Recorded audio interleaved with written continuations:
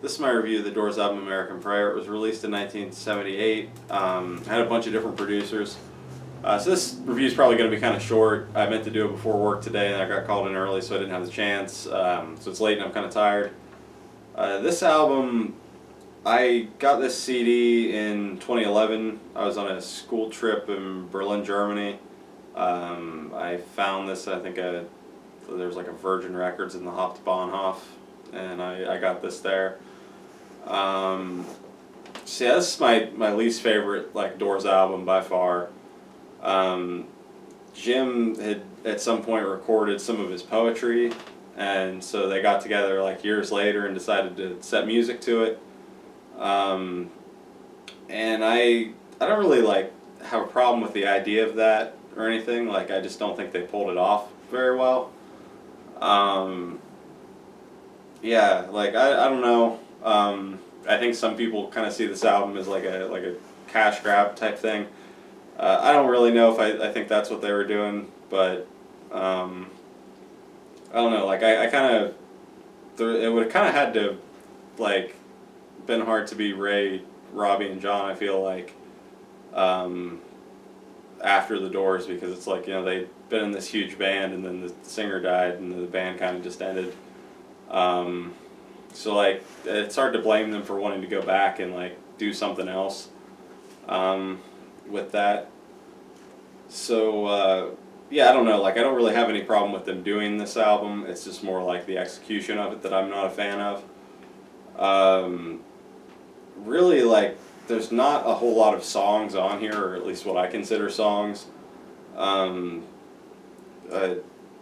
don't know, it's really weird to me how they did this, because they use a lot of bits and parts of songs that they had on other albums. There's just kind of randomly a live version of Roadhouse Blues on it. There's parts of Texas Radio.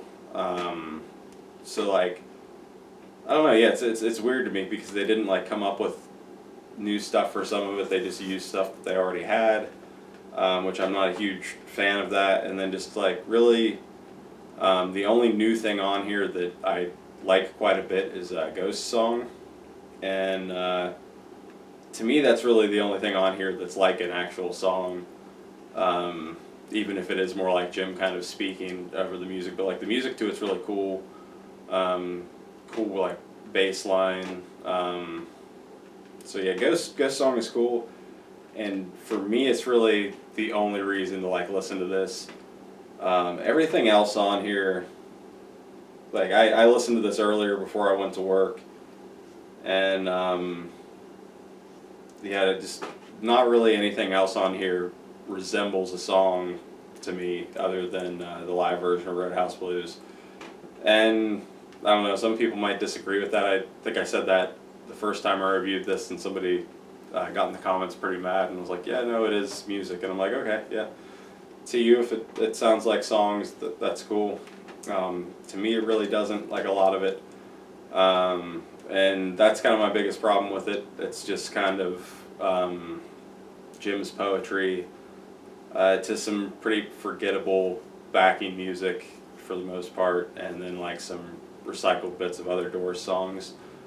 I don't really have a strong opinion one way or the other on Jim's poetry. I don't know anything about poetry. I don't really like poetry. I like reading books, prose and stuff. Poetry has never really interested me. It's always been kind of no, thank you.